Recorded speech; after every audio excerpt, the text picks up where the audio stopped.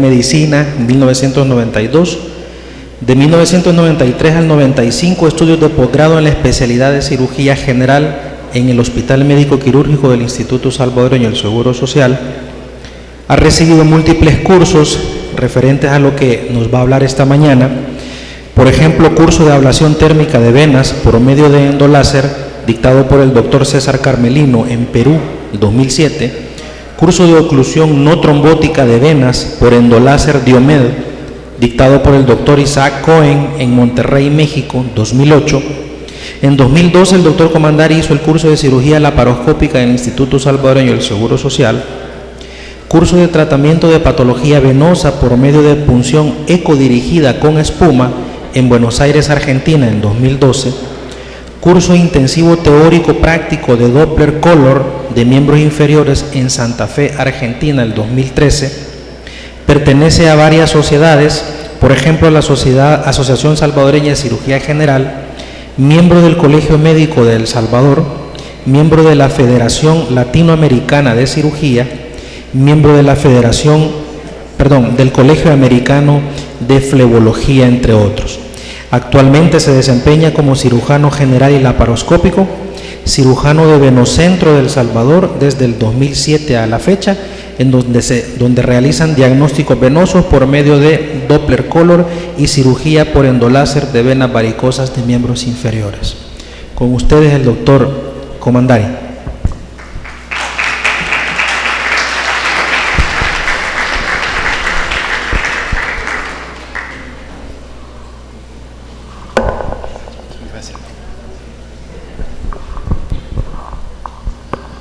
Buenos días.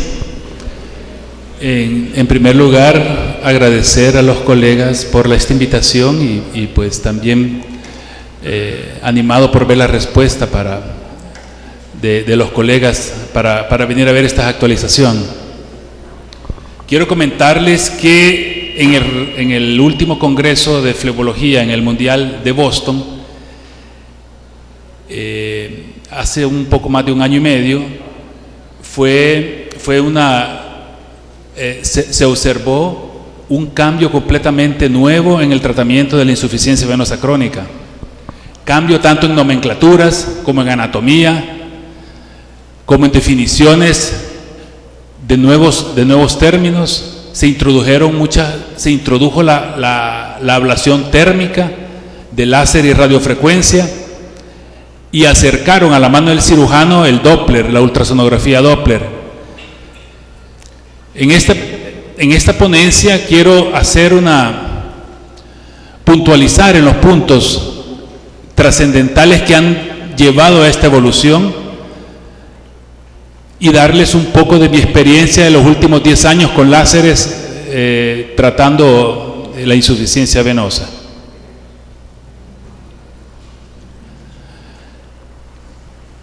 Como dice el doctor Michel Perrin, que a pesar de los múltiples ensayos controlados comparando los diferentes métodos, permanece el debate abierto en busca del tratamiento ideal.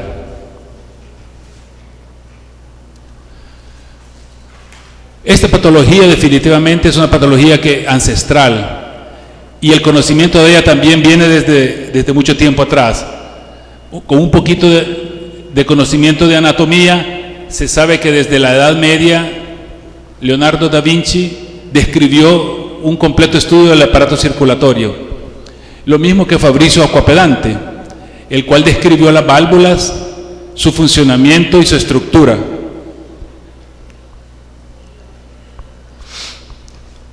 El concepto de compresión para el beneficio de la insuficiencia venosa también se conoce desde entonces. Ambrosio Paré utilizó la compresión ascendente de forma decreciente, claro, utilizando los materiales que en la época habían, que era el cuero, cinchas de cuero y bisagras de metal. Y Paul Una introdujo el vendaje compresivo con óxido de zinc desde 1885 y se ocupa hasta la fecha, con muy buenos resultados.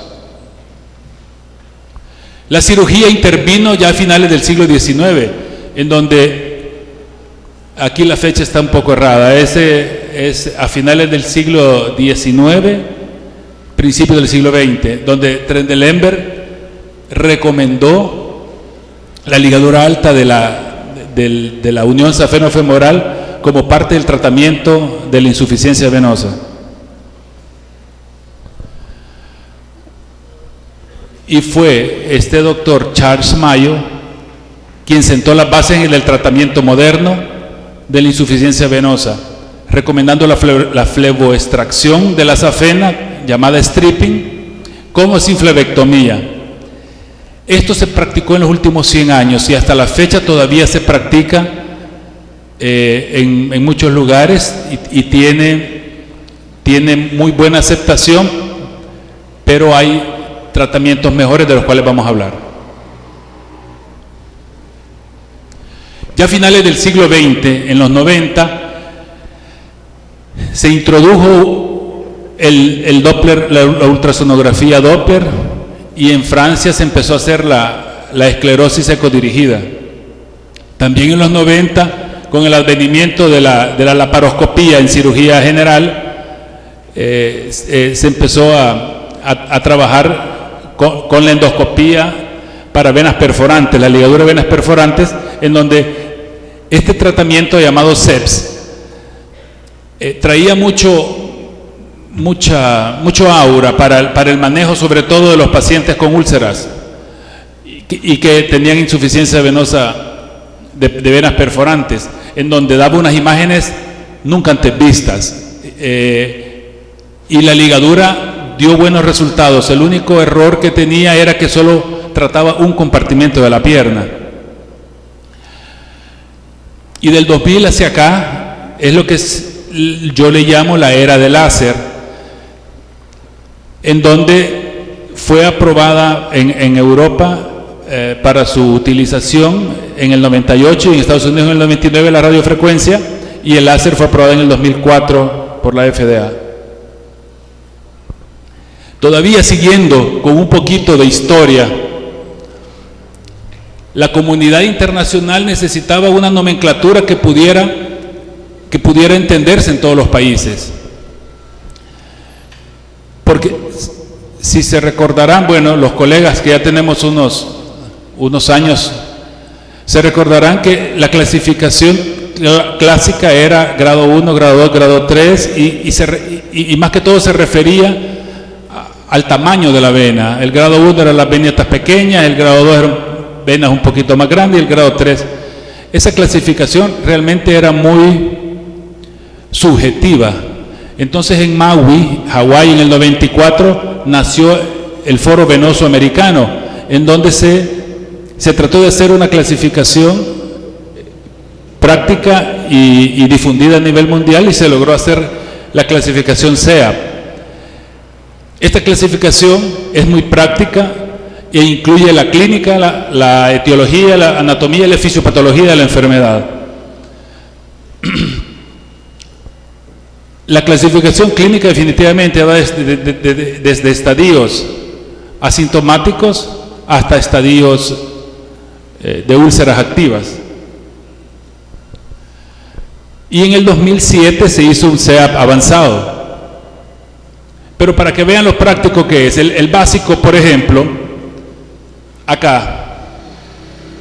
aquí te dice que tiene una úlcera activa de etiología primaria que compromete los sistemas superficial, perforante y profundo, y su principal fisiopatología es el reflujo. Lo mismo dice arriba, solo que con mucha más definición y con segmentos anatómicos específicos que llevan su nombre, llevan un número, como por ejemplo el reflujo, el 12 es suprapatelar, el 13 es infrapatelar, y así. Pero para fines prácticos la básica es suficiente, la otra se hizo para fines académicos. Y la otra herramienta que se acercó al cirujano que realiza flebología fue el Doppler. Tuvimos que aprender a mirar el Doppler. Se salió de las manos del radiólogo, y tanto que la ecografía Doppler se hizo la regla de oro en el diagnóstico por imágenes de la insuficiencia venosa crónica.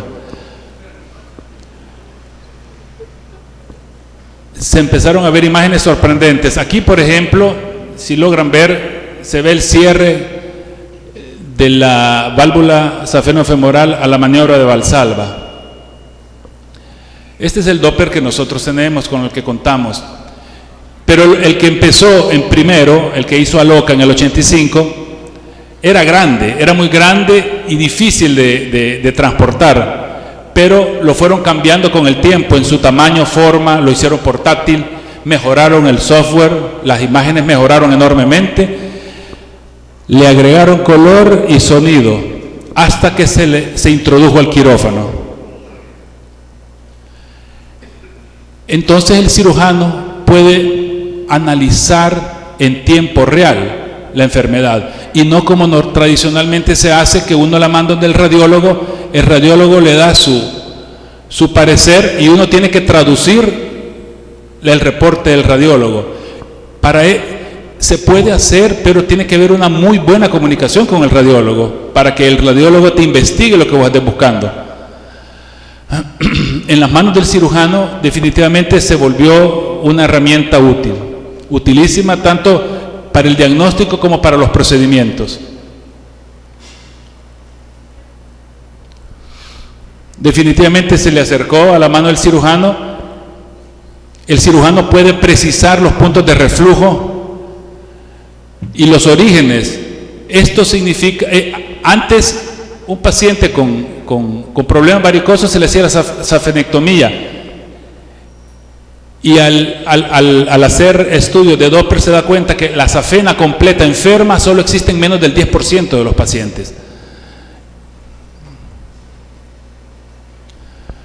Se dieron para el cirujano también criterios de seguridad, como por ejemplo la posición de la fibra del endoláser tiene que ser de 3 a 5 centímetros cerca de la unión safenofemoral, porque una cirugía tan sencilla como esa y ambulatoria se puede convertir en una catástrofe si te pasas al sistema profundo y lo que ocluís es la vena femoral y no la safena. Estos son criterios quirúrgicos que uno tiene que tener en cuenta para el procedimiento. Los vamos a ver más adelante. Además pudo relacionar el cirujano los diferentes sistemas superficial de perforantes y profundos. Y definitivamente algo que es muy común en esta patología son las variantes anatómicas, caprichosas y abundantes. Se pudo hacer los mapeos venosos. ¿Qué significa? Esta es una paciente, por ejemplo, que ya está safenectomizada. Pueden ver aquí una herida de corte y en la región inguinal no se ve muy bien, pero hay otro corte. Pero en una safena accesoria posterior dio un reflujo en donde deriva a una epifacial anterior todo el reflujo. Si usted no dibuja el mapa, deja venas pendientes de tratar. En la parte posterior pueden ver la safena menor punteada, pero deriva su reflujo a la parte medial. Esta es otra señora con úlcera, en donde la insuficiencia venosa llega al punto de Boyce, que ya van a ver más adelante, y de ahí deriva a accesorias anteriores tanto como posteriores. Y de ahí se dibujaron muchos mapas venosos. Estos son los más comunes, pero a diferencia de lo que creíamos antes, la safena insuficiente en todo su trayecto es menos del 10%, por lo tanto ya no se recomienda hacer safenectomías completas.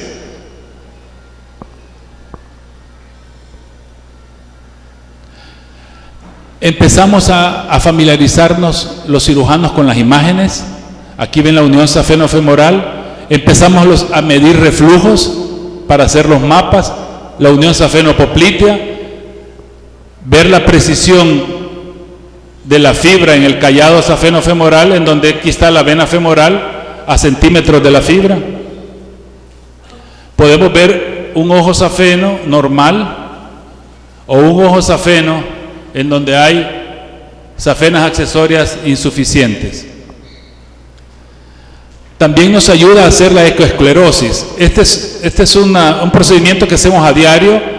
Podrán ver cómo la aguja se va introduciendo. Esta es una ecoesclerosis con espuma de la safena menor.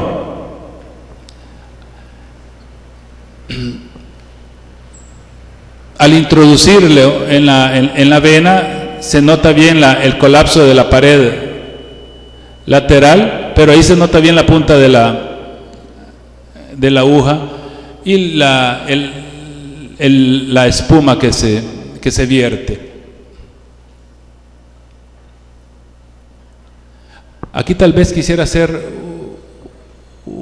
detenerme un rato para hablar del doctor Carlos Bonés, un español barcelonés, en donde en los años 90 él estuvo haciendo mucha práctica consiguiendo fibras de telecomunicación y adaptándolas a un láser diodo para generar calor. Lo logró, pero calentaba toda la fibra. Entonces la forró y dejó solo 5 milímetros de calor. Él fue el primero entonces que pudo generar de energía fotónica calor. Y así comienza la era del láser. Vino y patentó su método en el 99 y se presentó en el Congreso del 2000, en el Panamericano. Él presentó sus primeros avances. Él comentó que bajo un angioscopio, poniendo un poco de anestesia local y un Venocat 16, introdujo la fibra y por lo tanto activaba el láser, y bajo visión directa con el angioscopio él pudo ver la oclusión de la fibra, de la vena, perdón. Eran venas secundarias, pero en el Congreso surgió un silencio de incredulidad. Muchos se preguntaron cuánto tiempo tenía que encender la fibra, cuánta energía tenía que dar para cerrar la vena.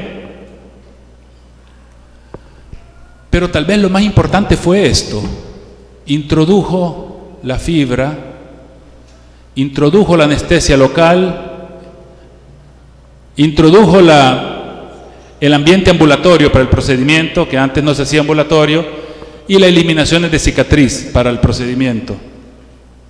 Una patente inglesa, Diomed, le compró su idea y fabricó el primer láser. Este fue también el de nosotros, el primer láser que obtuvimos en el 2006. Y esta fue la primera fibra forrada de un aislante, un láser de diodo de 810 nanómetros con 30 watts. Esto tal vez ahorita les resulta un poco diferente, pero se van a ver cuando comparemos la evolución de los láseres, lo que significó cambiar longitudes de onda. Me imagino así la cara de incredulidad de todos los que estaban en el Congreso cuando él les presentó su idea. Esta es la pintura de Caravaggio, en donde pone Santo Tomás, la incredulidad de Santo Tomás ante el Señor Jesucristo. Por supuesto, en el mismo Congreso surgieron las preguntas siguientes: ¿produce tromboembolismo pulmonar? ¿Por qué se recanalizaban frecuentemente las venas después de usar el láser? ¿Por qué tantos hematomas? Y definitivamente, ¿por qué los resultados fueron erráticos al comienzo y había venas recurrentes frecuentes? Todos pasamos por eso. En primer lugar era la curva de aprendizaje y el temor a quemar estructuras perivenosas, ¿verdad? No es lo mismo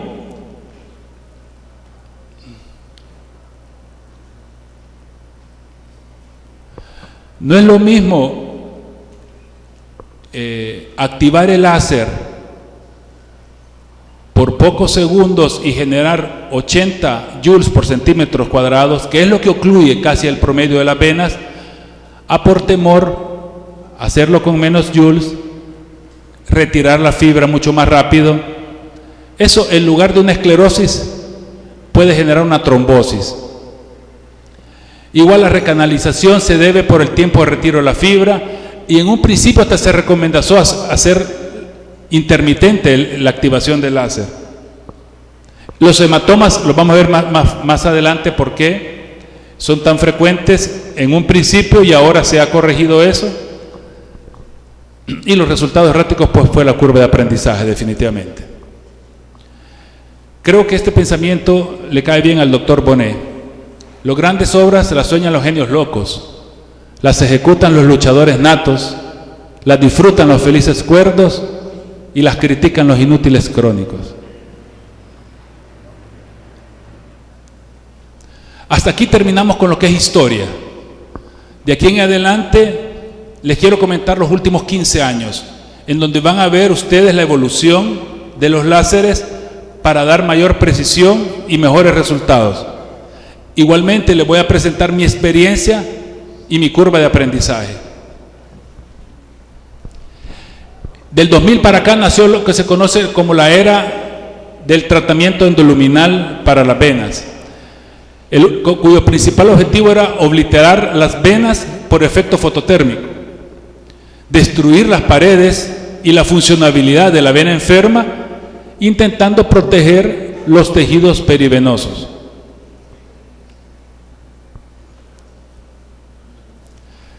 Quiero que desarrollemos junto con ustedes estos 6 ítems en donde he tratado de estructurar la evolución en estos 15 años de los equipos.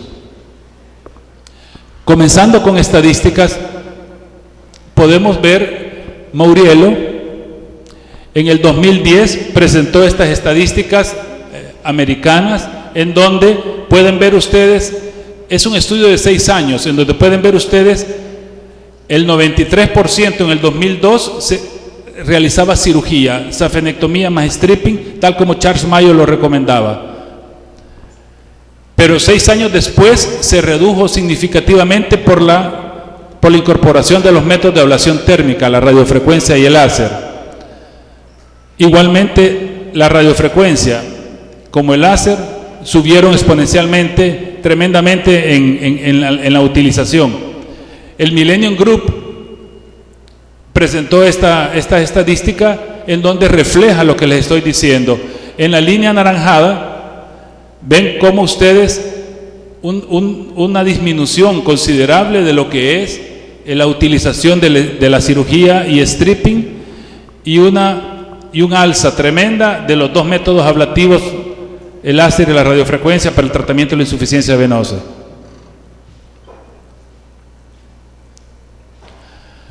Van de Vos presentó un metaanálisis a nivel mundial, lo presentó en el Congreso 2010 y quería demostrar la confiabilidad de los métodos.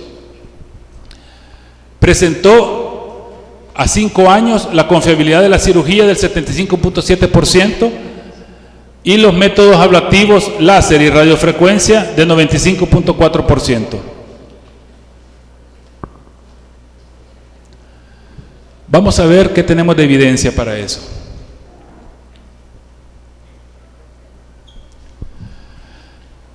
Glowicki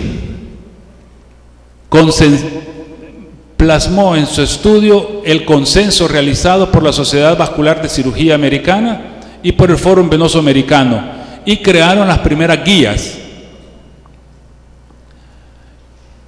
en donde el método ablativo se le da una recomendación grado 1B, como la pueden ver acá ustedes, para las ablaciones térmicas, tanto radiofrecuencia como láser, y tal vez quiero que se pongan en el iteral 12.1, también empiezan a recomendar ya la espuma para esclerosis de las telangiectasias, venas reticulares y venas varicosas. También le dan una ponderación de 1B. ¿Qué es esto? La ponderación 1B para los americanos significa el grado de recomendación fuerte o débil, 1-2, y el nivel de evidencia. Esto se refiere a la cantidad y calidad de trabajos de investigación. 1B definitivamente es muy bueno como para colocarse como método estándar para el manejo de la patología venosa. La ligadura alta y el stripling pasó a un 2B. Entonces, desde este momento en adelante, la ablación térmica para la insuficiencia venosa pasó en Estados Unidos a ser el manejo por excelencia, del 2010 para acá. Vamos a hablar ahora acerca de la longitud de onda. Esto tal vez es un poquito como confuso para uno, porque realmente no entiende nada de esto hasta que se lo van explicando poquito a poquito. Y yo, que tuve que pasarlo por mi pellejo. En primer lugar, con nuestro primer aparato, el Diomed, de 810 nanómetros, solo quiero que presten atención, es afín a la hemoglobina. Después les explico por qué. Hierve la sangre por la curva de absorción del láser. Después probamos una longitud de onda de 1064 en el 2010, en donde es afín a la hemoglobina, el láser, y afín al agua.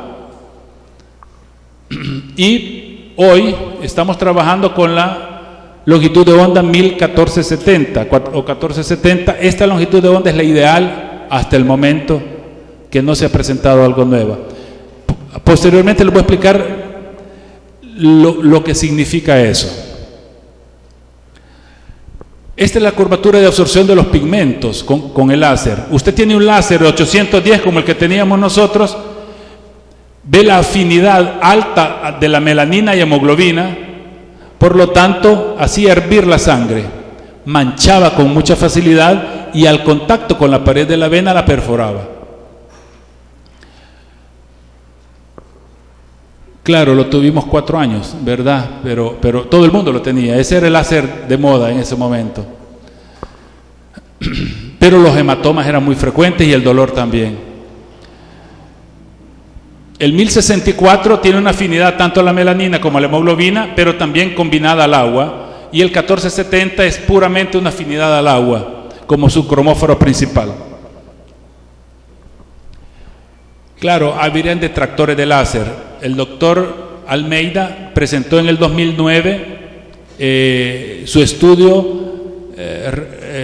recuperación o recovery, en donde compara la radiofrecuencia con los láseres 810 y 980, y en el estudio demostró una superioridad de la radiofrecuencia, produciendo menor dolor, menor equimosis y menor sensibilidad.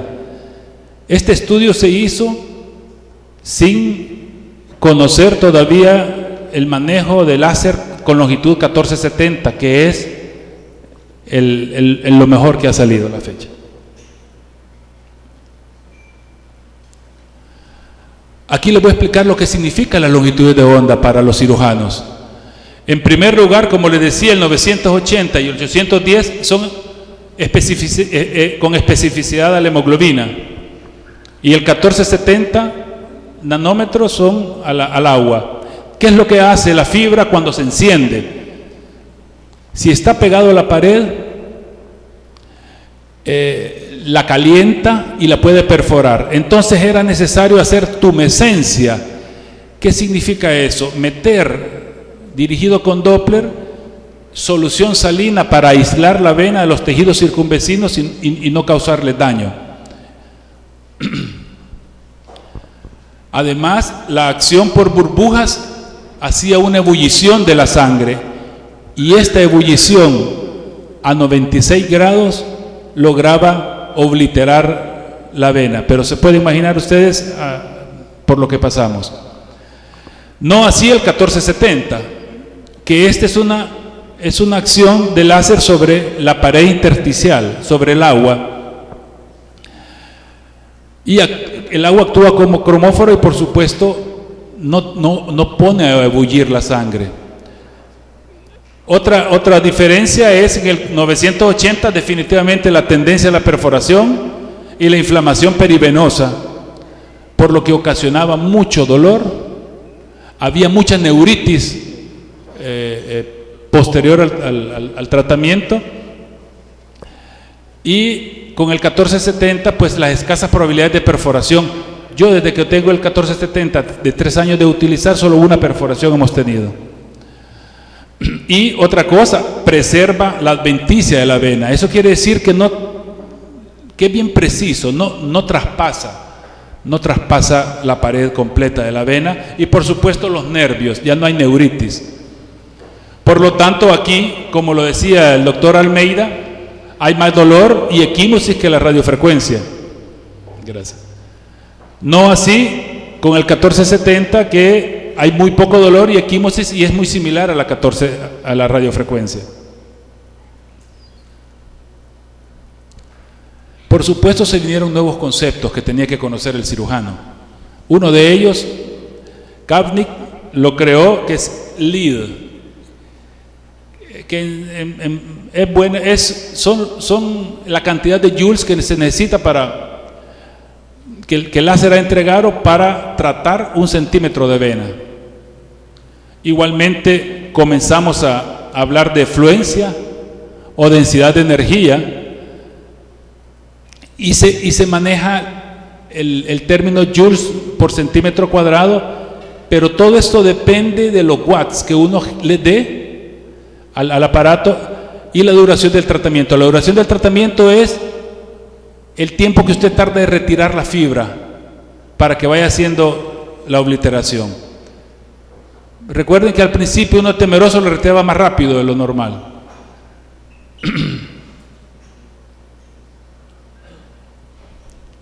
Tal vez aquí solo quisiera que comparáramos dos cositas en este cuadro. En los primeros láseres se necesitaba de 12 a 18 watts para poder cerrar efectivamente la unión safeno-femoral. Ya con el 1470 se necesitan de 5 a 6 watts para obtener la obliteración prácticamente del 95%.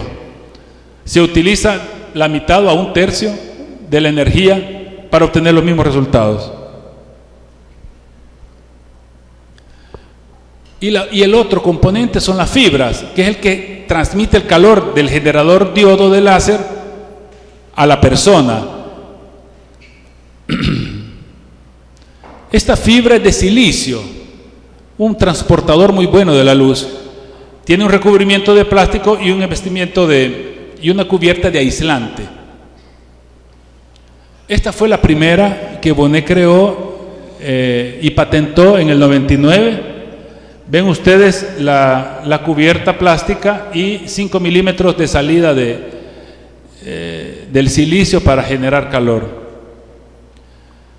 Esta se creó con un recubrimiento al final para hacer un lanzamiento frontal del calor. Luego salieron las fibras para Latinoamérica. ¿Qué significa eso? Estas fibras son fibras que se pueden estar pelando y cortando y utilizar entre 50 a 80 veces. Entonces el costo bajó, no así la calidad se deteriora con la fibra cortada, pero todavía se ocupan de estas. Posteriormente surgieron las fibras de mayor calidad que hay ahorita, que son las fibras radiales, en donde generan un halo de calor radial muy preciso. Son las 3 fibras que se ocupan para y aquí pueden ver ustedes la de doble aro, la de aro sencillo, y pueden ver aquí en mi mano el halo que genera la fibra. La diferencia es práctica, es la precisión. No es lo mismo tener una fibra radiada cerquita de la unión safeno-femoral y activarla a una fibra de acción frontal. Generalmente genera un calor de 2 a 3 centímetros más allá de donde termina la fibra. Y por último, tal vez una mención muy importante, porque en los países europeos y suramericanos se ocupa mucho la espuma para todo. Hay un estudio del doctor Nigro, argentino, en donde la ocupa para la safena mayor, safena menor, vasos perforantes, tronculares, y presentó una casuística de 7,000 casos, en donde la recomienda para todo con una efectividad de recanalización del 30%.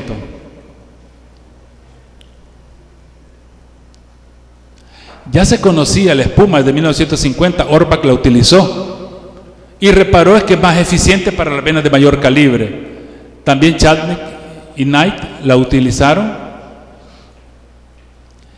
Tessari tal vez es la persona más famosa porque hizo un método que es el que más se ha popularizado. El método que ocupa una llave de 3 vías y hace una dilución de 4:1. Pero ya en el 2003 el Foro Venoso Europeo dio las primeras normas después de un metaanálisis de 184,000 pacientes, y la FDA la introdujo en el 2005 como tratamiento para la insuficiencia venosa. Es eficaz, definitivamente, multiplica su eficacia por el mecanismo de contacto al aumentar la tensión superficial. ¿Qué significa eso? Que con poco material, con poco líquido, con poco espuma, usted puede brindar más trayectos más largos y trayectos más gruesos. Solo tiene su talón de Aquiles. Es que mal empleado no hace esclerosis, sino que trombosis, y su recanalización a largo plazo es alrededor del 30%. El doctor Nigro en su estudio de los 7,000 casos demostró 30% de recanalización, y todo el mundo le preguntó, pero doctor, si se recanaliza tanto, ¿por qué sigue utilizando el método? En primer lugar, dijo, le evito el quirófano al paciente, lo realizo en mi clínica, y en segundo lugar, si a los 10 años me llega recanalizado, lo vuelvo a inyectar y le doy otros 10 años más, ¿verdad?, de beneficio. La verdad que tiene lógica. ¿Qué es lo que nosotros recomendamos? Pues definitivamente lo que nosotros recomendamos es la combinación de los métodos. Todavía no hay un método por excelencia, ¿verdad? Nosotros en lo personal hacemos mucha ablación térmica de la rodilla hacia arriba, pero de la rodilla hacia abajo, debido al nervio safeno y a la neuralgia severa que produce por experiencia propia, utilizamos solo espuma y flebectomía. Y para que no le suceda algo así, ¿verdad?, que creo que este paciente me llegó hace unos 6 años, en todos los lugares donde habían esclerosado, pues, y quemaron, y hicieron epidermolisis.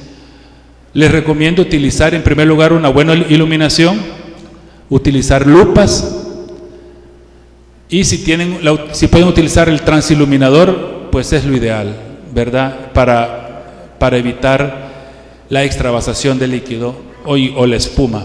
Incluso aquí pueden ver en el video la precisión con la que uno puede tomar las venas. Este es un transiluminador infrarrojo, de luz infrarroja. Y el que sigue es un transiluminador de energía LED, de focos LED. Es potente y muy bueno.